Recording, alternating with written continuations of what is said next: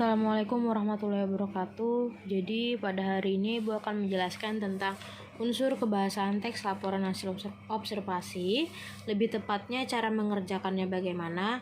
Jadi unsur kebahasaan teks laporan hasil observasi dibagi menjadi 4. Yang pertama frasa, verba, dan nomina. Yang kedua afiksasi. Yang ketiga kalimat definisi dan deskripsi. Dan yang terakhir itu kalimat simpleks dan kalimat kompleks. Jadi pada hari ini Ibu akan menjelaskan dua dulu. Cara mengerjakannya itu bagaimana. Lihat materi tentang anggrek bulan yang ada sudah kalian tempel di bukunya kalian. Ibu kan sudah tentukan tuh di situ strukturnya. Ada pernyataan umum, deskripsi bagian, dan deskripsi manfaat. Pernyataan umumnya ada di paragraf 1, deskripsi bagian ada di paragraf 2, dan deskripsi manfaat di paragraf 3. Untuk menentukan cara bagian frasa, verba, dan nomina, kalian harus menganalisis kata per kata yang ada di paragraf yang sudah ada di materinya kalian. Oke. Untuk yang verba, dia awalannya pasti me, ber, di, dan tar. Jadi 4 ya. Jadi kalian analisis nih satu persatu.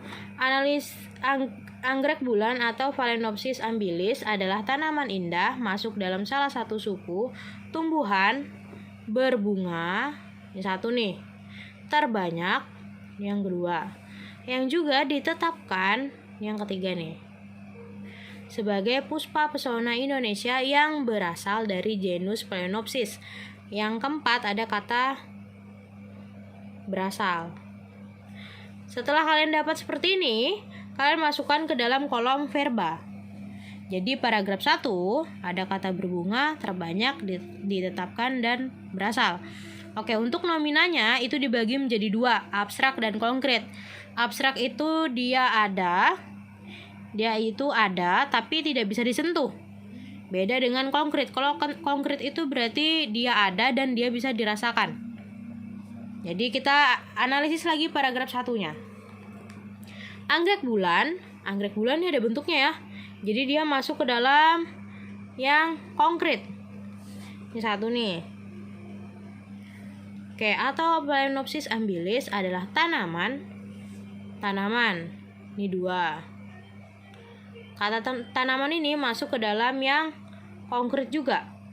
Kata indah, nomina, juga masuk, tapi dia jenisnya abstrak karena hanya bisa dirasakan tapi tidak bisa disentuh.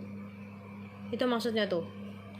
Masuk dalam salah satu suku tumbuhan berbunga terbanyak yang juga ditetapkan sebagai puspa pesona Indonesia yang berasal dari genus Phalaenopsis. Di situ ada kata indah, lalu ada kata pesona, lalu ada kata tanaman. Tanaman sudah nih ya, Ibu tandain. Terus ada kata tumbuhan. Oke, kalau misalnya sudah seperti ini, kan nominanya udah dapet nih. Kalian masukkan ke dalam kolom yang seperti ini. Ibu buat nih, udah. Untuk cara yang kedua, paragraf yang kedua itu sama. Kalian cari verbanya dulu, baru cari nominanya. Gitu ya. Untuk cari verba itu gampang banget, pasti awalannya me, ber, di, dan tar. Gitu. Tapi kalau misalnya yang nomina, kalian harus cari abstrak dan konkretnya. Gitu. Itu berlaku sampai ke paragraf yang ketiga. Gitu ya. Ini juga sama nih. Caranya pun sama seperti paragraf 1. Ibu lanjut ke afiksasi nih ya. Karena kalau misalnya menjelaskan hanya bagian frasa, verba, dan nomina bakalan lama nih. Jadi lanjut ke afiksasi. Afiksasi itu artinya kata penghimbuhan. Asalnya dari mana? Dari frasa, verba, dan nomina. Ibu ngambilnya dari sini. Oke, di situ yang frasa, verba, dan nominanya yang pertama ada kata berbunga, terbanyak, ditetapkan, berasal. Ya masukkan ke sini nih. Ada 4.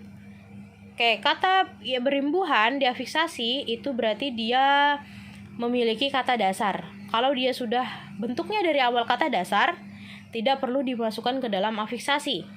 Contoh nih, yang nggak memerlukan atau tidak perlu masuk ke afiksasi nih. Yang pertama, indah.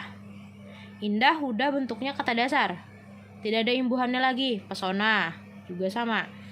Oke, Ibu masukkan, kita langsung ke fiksasi nih ya. Ada kata berbunga. Berbunga kan jenisnya verba.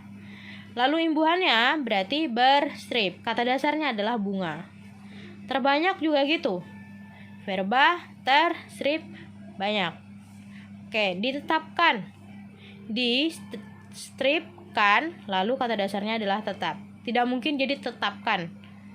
Gak pas itu. Oke, untuk kata berasal berarti kata dasarnya adalah asal, imbuhannya adalah berstrip. Untuk tanaman, kata dasarnya itu adalah tanam. Karena tidak ada kata awalan depannya, berarti dia strip an. Gini ya. Oke.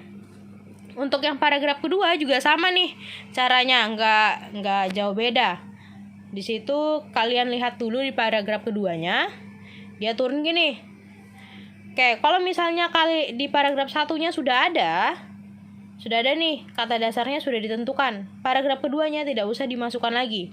Contohnya seperti kata berasal.